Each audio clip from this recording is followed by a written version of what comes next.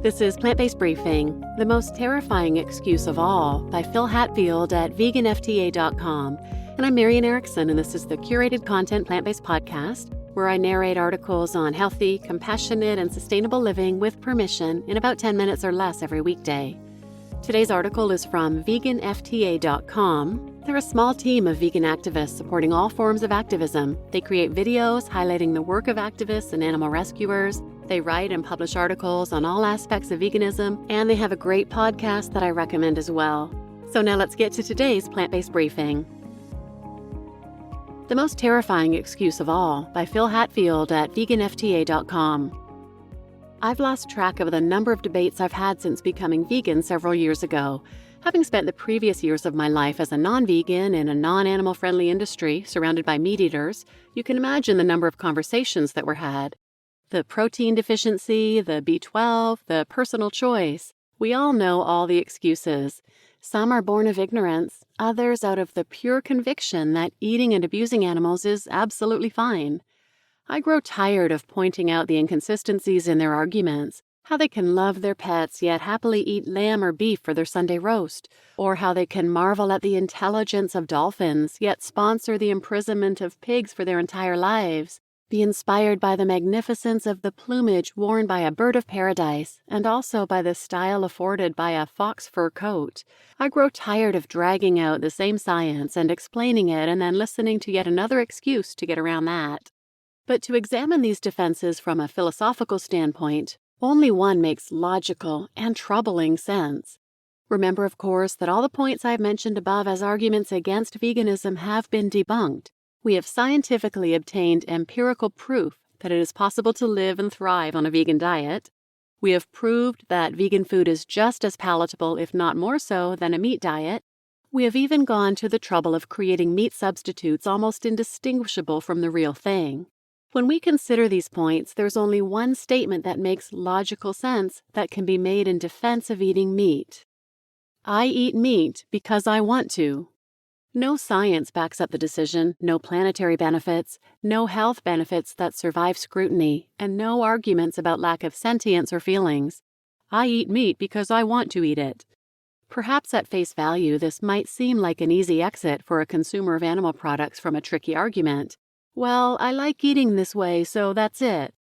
But to unpack this a little, as we should given that it's the only argument that can be made without being instantly disproved, has disturbing implications. Here we have an activity that has been repeatedly proven to be detrimental to health, that has had viable and beneficial alternatives found to it, and causes immense suffering to millions of sentient creatures every month. And yet you continue doing it because you want to? If then you use this reasoning to justify the continued abuse of animals, can I use it to justify any activities that I might suddenly want to do? What else might we want to do in the future for no other reason than because it pleases us? It seems ludicrous to think of justifying any other harmful activity or crime on earth this way, and yet, when all other arguments and reasoning are exhausted, it is the excuse fallen back on time and time again. It is the unspoken reason lurking not only behind the slaughterhouse doors, but swirling in every lick of flame in the Amazon, every puff of smoke as the bulldozers open another rare element strip mine, every blast of the hunting horn, every buzz of the fishing reel, every roar of the coal furnace. It is the most terrifying excuse of all, because it cannot be disproved. When someone says, I am aware of all the negatives and yet I choose to continue for my own gratification and personal enjoyment, it means they have chosen to listen to that little voice inside, the insidious, narcissistic streak that we all have, and given it leave to command them, chosen to ignore the sense of empathy that we all desperately need to cultivate, and instead given in to the temptations of personal pleasure. Of course, this happens on different levels for different people, and we are doubtless all guilty of such reasoning in other areas of life to some extent or another. But we are entering a time where the continued abuse and consumption of animals and the destruction of their habitat and the natural world can be put down to little else. We have access to too much information to claim ignorance about these issues. The science is clear. There is no room left to say that you weren't aware. And the time is coming when you will be forced to make these choices in the open, As the continued options for a vegan diet and lifestyle become more and more affordable and appealing, and the damage caused by the meat industry becomes more and more publicly apparent. That is not to say, however, that all who use this reasoning are in some way to be seen as the enemy or inherently evil. Many make this choice subconsciously, and it is for this reason that continued outreach, education, and ever-improving vegan choices are so essential. Sadly, though, the further up the heights of power we look, the more evidence there is that those at the top, and therefore with the greatest capacities for decision-making and propaganda distribution, are making this choice consciously, particularly when it comes to large-scale benefits and therefore destruction.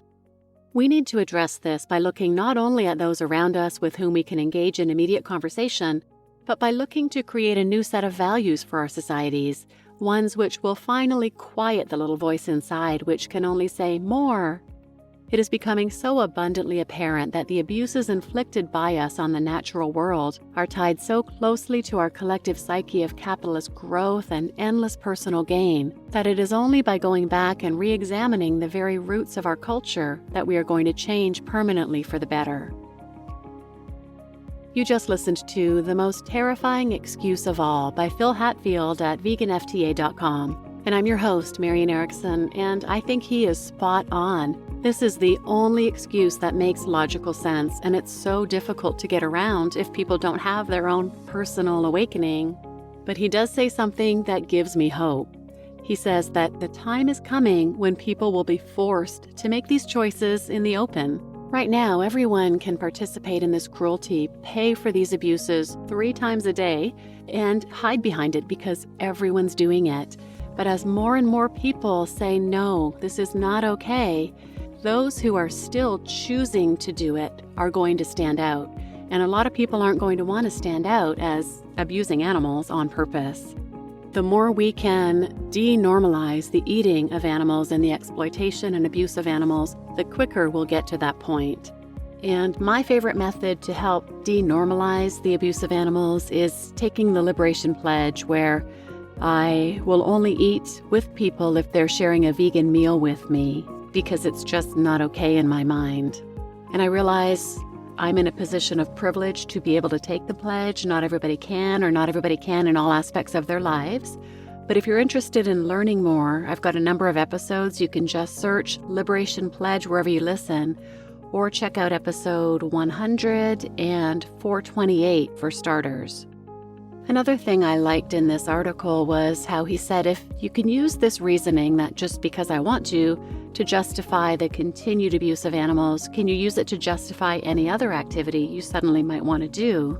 And that reminds me of a short film called Norm that's free to watch on YouTube if you're interested. It's about 2 roommates debating over the morality of rape in a society where raping women is legal and socially accepted. And it's interesting because it's obviously an absolutely ridiculous premise, but all of the arguments are the same arguments people make with the eating of animals. It's really fascinating. You can search Norm on YouTube. It's by Vidara Films. I'm not sure if I'm saying that right, but Vidara. And I'll put a link to that in the show notes as well. So please share this episode with anyone who might benefit, and thanks for listening.